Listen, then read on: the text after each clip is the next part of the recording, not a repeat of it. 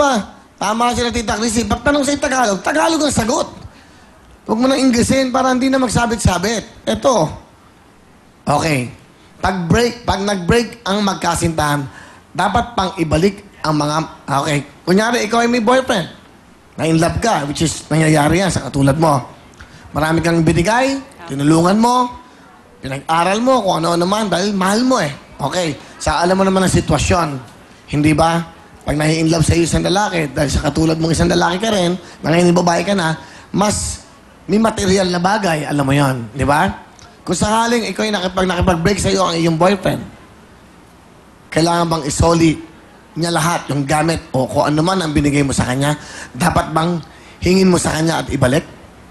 Answer, please. Para po sa akin, kung halimbawa pong nagbigay ka po ng regalo sa isang taong mahal mo, binigyan ka or ibinigay mo po, naniniwala po ako na hindi mo na po kailangang bawiin. Dahil kung totoo pong nagbigay ka, dapat po ito'y bukal po sa iyong kalooban. So, hindi Hindi ko po babawiin. So, hindi na. Kahit ano man tulong mo. Apo. What can you say about that? Very well said. Alright.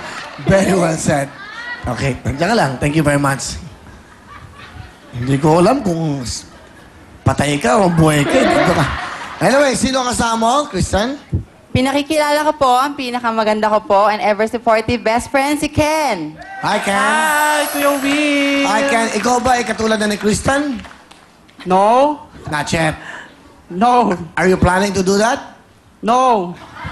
No money. No money. No money. What do you wanna tell, Kristen? Gusto kong sabihin sa kanya na maraming salamat na simula umpisa hanggang ngayon, nandiyan siya para sa akin. Salamat. Being a friend. Kristen, to your friend? Mr. No?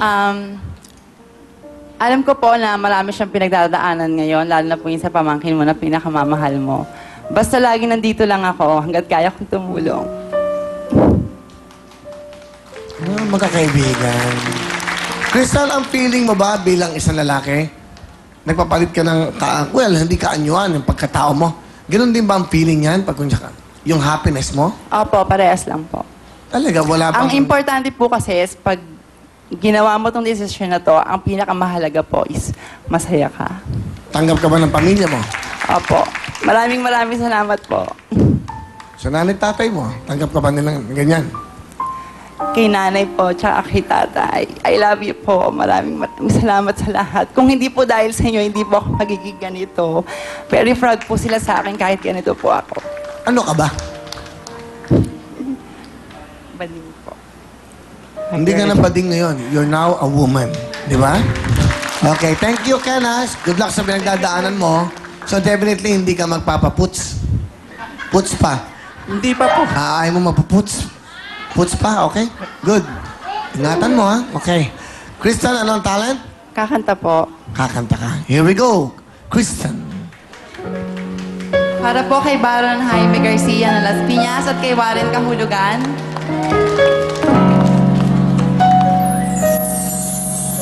I could stay away just to feel you breathing.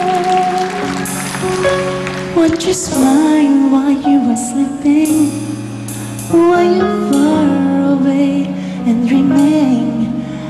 I could spend my life in this sweet surrender.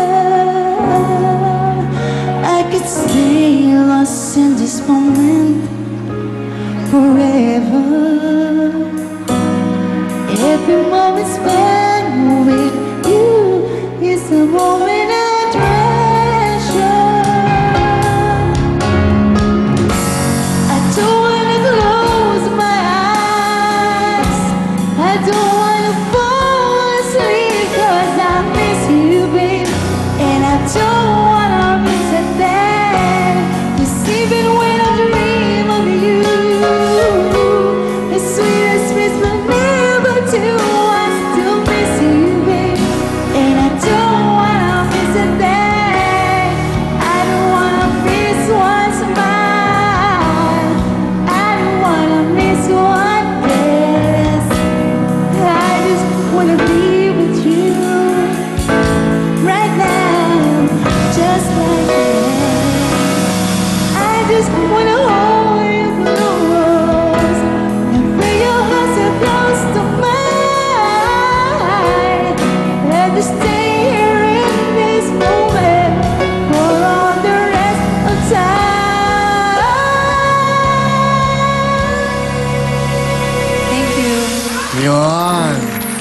Thank you, Kristan. So, ang tawag pala sa kanila, Miss Edit. Na-edit na. Edited na. Okay. 5,000, Kristan. Thank you po. Alright.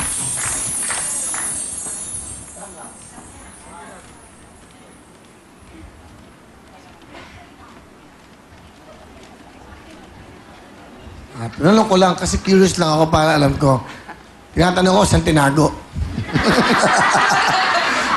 Dahil yung kanyang pagmamahal, okay, baka nasa bahay lang, dala-dala mo pa rin. Diba? Okay, magpapa-edit, okay? Nagpa-edit. Okay ba? Very sad. Very well said. Kamay sa inyo mga puso. Hindi ka ba na-insecure? May talent, ang galing kumanta. Mas merong kabuuan. Kuya Will, tanggap ko kung ano pinagkalob sa akin ng Diyos. Sige. Tama, okay. Good luck, okay. Parang na-memersonal to. Kamay sa puso. Kantalong! Titulado. Title. Rainy Man, It's wrong. Okay, meron kang chance. Makinig mo tayo, Kristan. Music, please. It's raining men. Ha? It's raining men. It's, raining men. okay? Very sad. One point! Very well said, okay? 1 point.